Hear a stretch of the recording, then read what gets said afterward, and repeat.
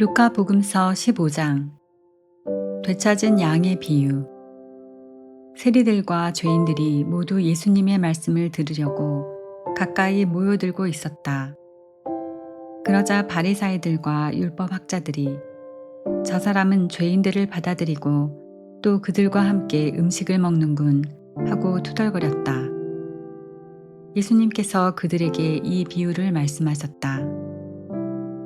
너희 가운데 어떤 사람이 양 100마리를 가지고 있었는데 그 가운데에서 한 마리를 잃으면 99마리를 광야에 놓아둔 채 잃은 양을 찾을 때까지 뒤쫓아가지 않느냐. 그러다가 양을 찾으면 기뻐하며 어깨에 메고 집으로 가서 친구들과 이웃들을 불러 나와 함께 기뻐해 주십시오. 잃었던 내 양을 찾았습니다. 하고 말한다. 내가 너희에게 말한다. 이와 같이 하늘에서는 회개할 필요가 없는 의인 99보다 회개하는 죄인 한 사람 때문에 더 기뻐할 것이다. 되찾은 은전의 비유.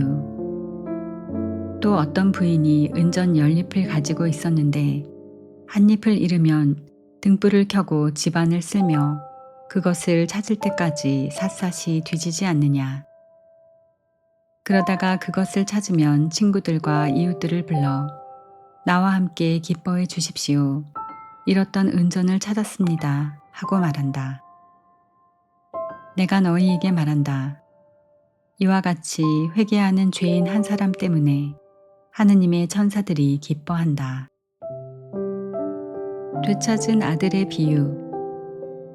예수님께서 또 말씀하셨다. 어떤 사람에게 아들이 둘 있었다.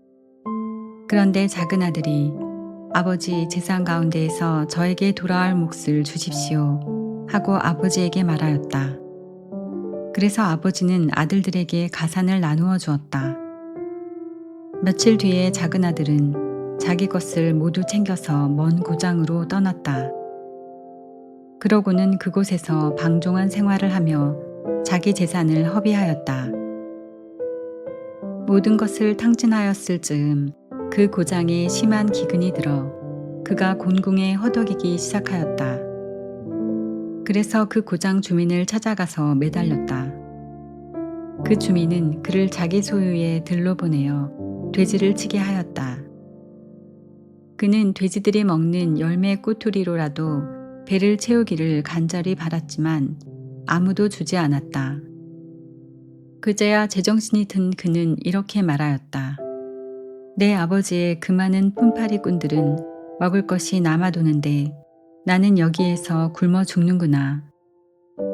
일어나 아버지께 가서 이렇게 말씀드려야지.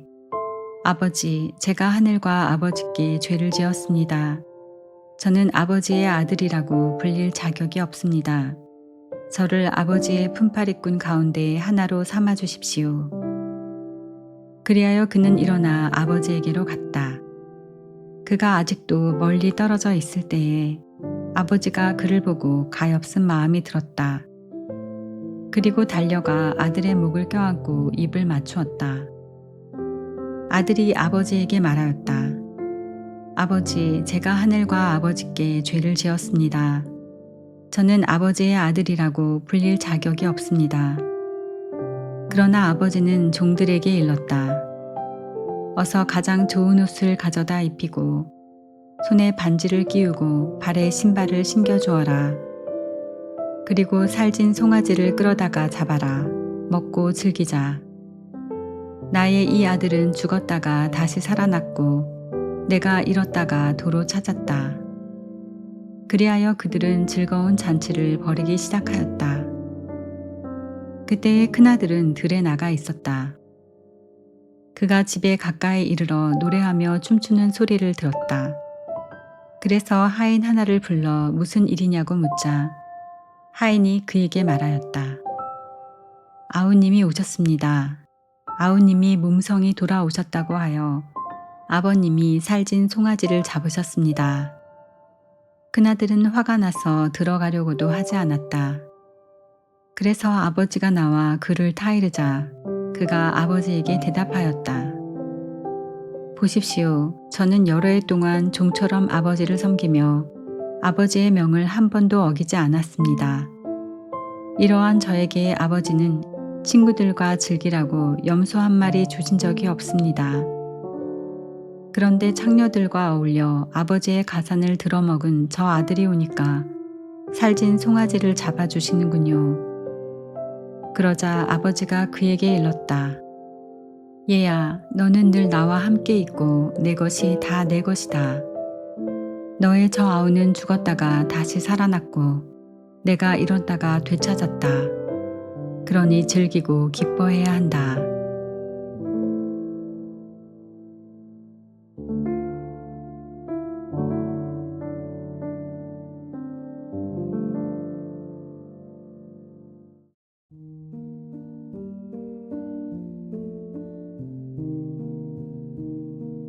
루카복음서 16장. 야근 집사의 비유. 예수님께서 제자들에게도 말씀하셨다. 어떤 부자가 집사를 두었는데 이 집사가 자기의 재산을 낭비한다는 말을 듣고 그를 불러 말하였다. 자네 소문이 들리는데 무슨 소린가? 집사 일을 청산하게. 자네는 더 이상 집사 노릇을 할 수 없네. 그러자 집사는 속으로 말하였다. 주인이 내게서 집사 자리를 빼앗으려고 하니 어떻게 하지? 땅을 파자니 힘에 부치고 빌어먹자니 창피한 노릇이다. 옳지, 이렇게 하자. 내가 집사 자리에서 밀려나면 사람들이 나를 저희 집으로 맞아들이게 해야지. 그래서 그는 주인에게 빚진 사람들을 하나씩 불러 첫사람에게 물었다. 내 주인에게 얼마를 빚졌소? 그가 기름 100항아리요 하자 집사가 그에게 당신의 빚 문서를 받으시오. 그리고 얼른 앉아 쉰이라고 적으시오 하고 말하였다. 이어서 다른 사람에게 당신은 얼마를 빚졌소 하고 물었다. 그가 밀 100섬이요 하자 집사가 그에게 당신의 빚 문서를 받아 80이라고 적으시오 하고 말하였다. 주인은 그 불의한 집사를 칭찬하였다. 그가 영리하게 대처하였기 때문이다. 사실 이 세상의 자녀들이 저희끼리 거래하는 데에는 빛의 자녀들보다 영리하다. 재물을 올바르게 이용하여라. 내가 너희에게 말한다. 불의한 재물로 친구들을 만들어라. 그래서 재물이 없어질 때에 그들이 너희를 영원한 거처로 맞아들이게 하여라. 아주 작은 일에 성실한 사람은 큰 일에도 성실하고 아주 작은 일에 불의한 사람은 큰 일에도 불의하다.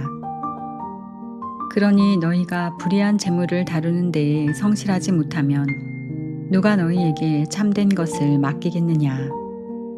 또 너희가 남의 것을 다루는 데에 성실하지 못하면 누가 너희에게 너희의 몫을 내주겠느냐? 하느님이냐 재물이냐? 어떠한 종도 두 주인을 섬길 수 없다. 한쪽은 미워하고 다른 쪽은 사랑하며 한쪽은 떠받들고 다른 쪽은 업신여기게 된다. 너희는 하느님과 재물을 함께 섬길 수 없다. 돈을 좋아하는 바리사이들의 참모습. 돈을 좋아하는 바리사이들이 이 모든 말씀을 듣고 예수님을 비웃었다. 그러자 예수님께서 그들에게 이르셨다. 너희는 사람들 앞에서 스스로 의롭다고 하는 자들이다. 그러나 하느님께서는 너희 마음을 아신다. 사실 사람들에게 높이 평가되는 것이 하느님 앞에서는 혐오스러운 것이다. 율법과 하느님의 나라. 율법과 예언자들의 시대는 요한까지다. 그 뒤로는 하느님 나라의 복음이 전해지고 있는데 모두 이 나라에 들어가려고 힘을 쓴다. 율법에서 한 획이 빠지는 것보다 하늘과 땅이 사라지는 것이 더 쉽다.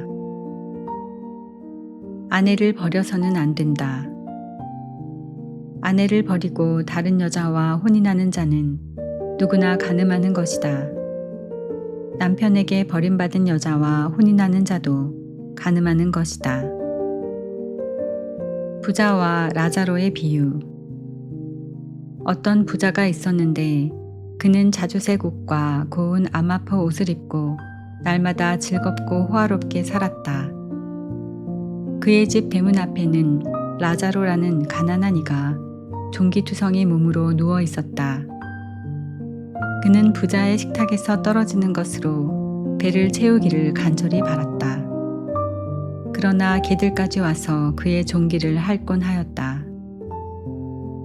그러다 그 가난한 이가 죽자 천사들이 그를 아브라함 곁으로 데려갔다. 부자도 죽어 묻혔다.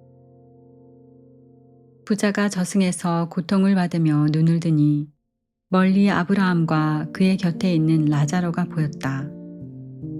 그래서 그가 소리를 질러 말하였다. 아브라함 할아버지, 저에게 자비를 베풀어 주십시오. 라자로를 보내시어 그 손가락 끝에 물을 찍어 제 혀를 식히게 해 주십시오. 제가 이 불길 속에서 고초를 겪고 있습니다. 그러자 아브라함이 말하였다. 얘야, 너는 살아있는 동안에 좋은 것들을 받았고 라자로는 나쁜 것들을 받았음을 기억하여라. 그래서 그는 이제 여기에서 위로를 받고 너는 고초를 겪는 것이다. 게다가 우리와 너희 사이에는 큰 구렁이 가로놓여 있어 여기에서 너희 쪽으로 건너가려 해도 갈 수 없고 거기에서 우리 쪽으로 건너오려 해도 올 수 없다. 부자가 말하였다. 그렇다면 할아버지, 제발 라자로를 제 아버지 집으로 보내주십시오. 저에게 5 형제가 있는데 라자로가 그들에게 경고하여 그들만은 이 고통스러운 곳에 오지 않게 해주십시오.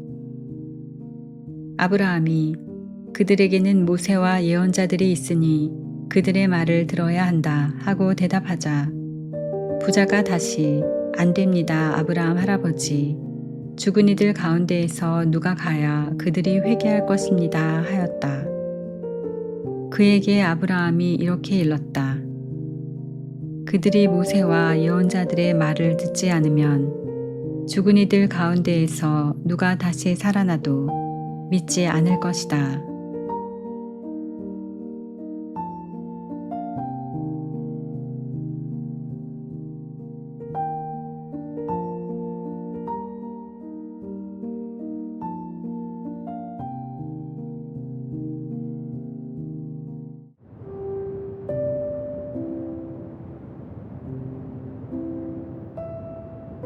집회서 30장. 교육. 제 자식을 사랑하는 이는 그에게 종종 매를 댄다. 그러면 말년에 기쁨을 얻으리라.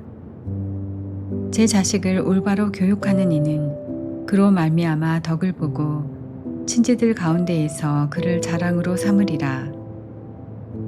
제 자식을 잘 가르치는 이는 적대자의 부러움을 사고 친구들 가운데에서 그로 말미암아 기쁨을 누리리라.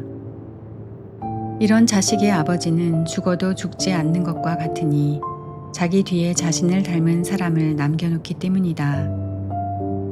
그는 사는 동안에 자식을 보며 기뻐하고 죽을 때에도 슬퍼하지 않는다. 그는 원수들에게 복수해 줄 사람과 친구들에게 호의를 갚아줄 사람을 남겨놓았다. 자식의 응석을 받는 자는 상처를 싸매고 자식이 큰 소리로 울 때마다 가슴앓이를 하리라. 길들이지 않은 말은 거칠어지고 제멋대로 하게 버려둔 자식은 고집쟁이가 된다. 자녀의 응석을 받아주기만 하면 그가 너를 섬뜩하게 하고 그와 놀아주기만 하면 그가 너를 슬프게 하리라. 그와 함께 웃지 마라. 그렇게 하면 함께 고통을 당하고 말년에 이를 갈게 되리라. 그가 젊을 때 권한을 주지 말고 그의 잘못을 모른 채 하지 마라. 젊을 때 그가 목을 숙이게 하고 어릴 때 그의 옆구리를 때려라. 그러지 않으면 그가 고집불통이 되어 내게 순종하지 않고 너는 그로 말미암아 마음의 고통을 받으리라. 내 자식을 올바로 교육하고 그에게 공을 들여 그의 수치스러운 행동 때문에 다치는 일이 없게 하여라. 건강. 가난하지만 건강하고 튼튼한 몸을 가진 이가 부유하지만 제 몸에 상처가 많은 자보다 낫다. 건강한 삶은 어떤 금보다 좋고 굳건한 영은 헤아릴 수 없는 재물보다 좋다. 몸의 건강보다 좋은 재산은 없고 마음의 기쁨보다 큰 즐거움은 없다. 비참한 삶보다 죽음이 낫고 지병보다 영원한 휴식이 낫다. 음식에 대하여 닫힌 입에 좋은 음식을 쏟아붓는 것은 무덤 앞에 음식을 갖다 놓는 격이다. 우상에게 제사 음식이 무슨 소용이겠느냐. 우상은 먹지도 냄새 맡지도 못한다. 주님께 벌을 받은 자도 이와 마찬가지다. 그는 음식을 보면서 한숨을 쉬고 있으니 마치 내시가 처녀를 품에 안고 한숨 쉬는 것과 같다. 폭력으로 정의를 실천하려는 자도 이와 같다. 기쁨. 슬픔에 너 자신을 넘겨주지 말고 일부러 너 자신을 괴롭히지 마라. 마음의 기쁨은 곧 사람의 생명이며 즐거움은 곧 인간의 장수이다. 긴장을 풀고 마음을 달래라. 그리고 근심을 내게서 멀리 던져버려라. 정령 근심은 많은 사람을 망쳐놓고 그 안에는 아무 득도 없다. 질투와 분노는 수명을 줄이고 걱정은 노년을 앞당긴다. 마음이 밝은 이는 진수성찬을 반기며 제 음식에 관심을 기울인다.